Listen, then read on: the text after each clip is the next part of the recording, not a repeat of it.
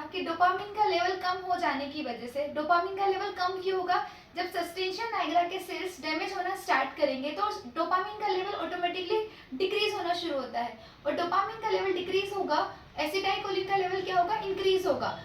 दोनों का क्या होगा? जब डिसबैलेंस होता है या अनबैलेंस्ड होता है तो उस टाइम पर क्या होगा? हमारे जो मूवमेंट होते हैं वो बैलेंस नहीं होंगे, या जो अनकोऑर्डिनेटेड मूवमेंट रहेंगे हमारे। अब डोपामिन एक्चुअली होता क्या है? साफ शब्दों में बताया जाए तो डोपामिन क्या होता है, जैसे हमारे न्यूरॉन्स एक वायर की तरह एक न्यूरॉन्स होते हैं जो कि इंटरलिंक होते हैं, और जो न्यूरोट्रांसमीटर होते हैं, आप उसको मान के चलिए कि वायर के अंदर जो करंट ट्रांसमीटर हो रहा है, वी कैन से दैट वो न्यूरोट्रांसमीटर होते हैं। अब neurotransmitter, there are various types of neurotransmitter, I will explain in this slide. पहला जो अगर न्यूरोट्रांसमीटर की बात करूं तो जो गाबा न्यूरोट्रांसमीटर होता है, एक ये एमिनो एसिड है। इसका काम क्या होता है? ये रिस्पॉन्सिबल होता है स्लीप साइकिल के लिए। जब भी मान लो किसी पेशेंट को एंजाइटी या डिप्रेशन की वजह से इंसोम्निया होता है तो उस टाइम पे जो गाबा जो हमारा न्यूरोट्रांसमीटर है, इसका लेवल क्या होता है? डिक्रीज होना शुरू होता है। उस कंडीशन में डॉक्टर क्या प्रिस्क्राइब करते हैं? गाबापेंटीन मेडिसिन प्रिस्क्राइब की जाती है जिससे कि उसका जो है लेवल इंक्रीज हो। सेकेंड जो न्यूरोट्रांसमीटर है वो हमारा क्या है? डोपामिन। जैसे कि हमने बताया कि डोपामिन का लेवल कम होता है। डोपामिन रिलीज कब होता है?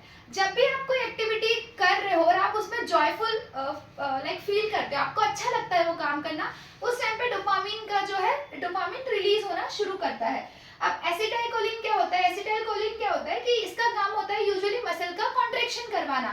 तो जब हमने देखा कि पार्किंसन में डोपामिन और एसिटाइलकोलिन का कितना इंपॉर्टेंट रोल है। डोपामिन का कम होना और एसिटाइलकोलिन का इंक्रीज होना, ये दोनों इसका डिक्रीज होना और एसिटाइलकोलिन का इंक्रीज होना क्या करते हैं? ये दोनों जब डिसबैलेंस होता है, इनका जो रेशियो होता है डिसबैलेंस होता है, तो ये मूवमेंट को क्या करते हैं? मूवमेंट को एग्जैजरेट करते हैं। इसीलिए हम बोलते हैं कि जो मूवमेंट होते हैं हमारे, वो हमें ट्रेमर साइन मिलते हैं। ट्रेमर के साथ साथ हमें रिजिडिटी देखने के लिए मिलती है, पोस्चरल इनस्टेबिलिटी होती है।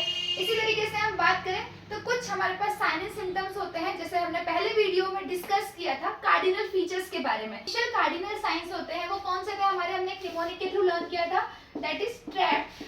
T stands for tremor. Tremor generally जो पार्किंसन पेशेंट्स होते हैं उनमें रेस्टिंग ट्रेमर्स हमें पाए जाते हैं। Second one is the rigidity. Rigidity it will be cogwheel rigidity भी मिलती है हमें, और जो दूसरा जो होगा हमारा वो होगा लेड पाइप रिजिडिटी होता है। कॉगविल रिजिडिटी में कंटिन्यूअस क्या होता है? हमारे जो क्लॉकवाइज मूवमेंट होते हैं, सम टाइम मसल जो होगी वो रिलैक्स होगी, सम टाइम जो मसल होगी वो क्या होगी? कॉन्ट्रैक्शन वाली पोजीशन में रहती है।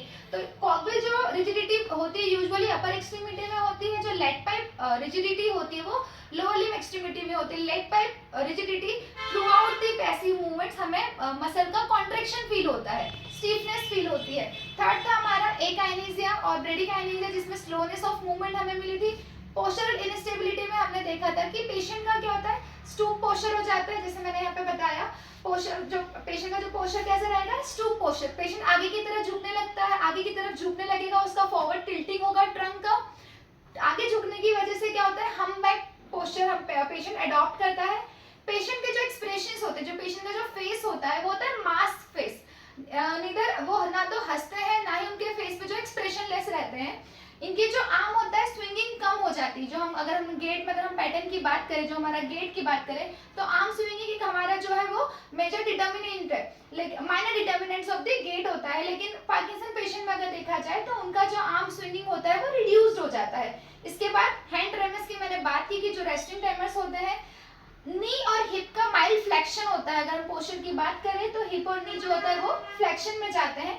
इनका जो गेट होता है वो फ्रीजिंग गेट होता है, और वी कैन से दैट ये लोग छोटे छोटे स्मॉल स्टेप्स लेते हैं पेशेंट्स। इनकी जो बैक होती है वो क्या होती है? रिजिड होती है। इसके अलावा कुछ और सिम्टम्स हैं जो इन पेशेंट्स में, पार्किंसन पेशेंट्स में देखने को मिलते हैं, जैसे कि other symptoms are micrographia. Micrographia का मतलब होता है small hand writing, and we can say that कि उसको रीड करने में भी प्रॉब्लम होती है पेशेंट को। हाइपोमीमिया मतलब एक्सप्रेशनलेस फेस हो रहता है उसका, हमने जो पढ़ा था पहले, मास्क लाइक फेस हो रहता है।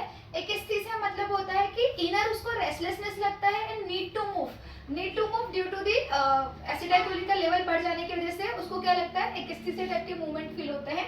डिस्फेजिया मतलब होता है इसको स्वॉलो करने में प्रॉब्लम होती है।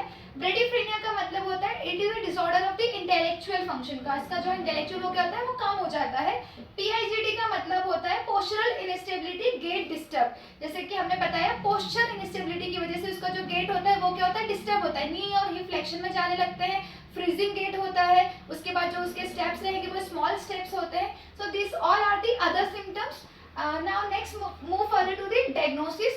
सो अगर हम बात करें कि पार्किंसन के लिए एज सच कोई डायग्नोस्टिक टेस्ट नहीं है, कोई ना तो कोई केमिकल ना ही कोई रेडियोलॉजिकल टेस्ट है, हम डिफरेंशियल डायग्नोसिस करने के लिए एमआरआई जरूर करवा सकते हैं।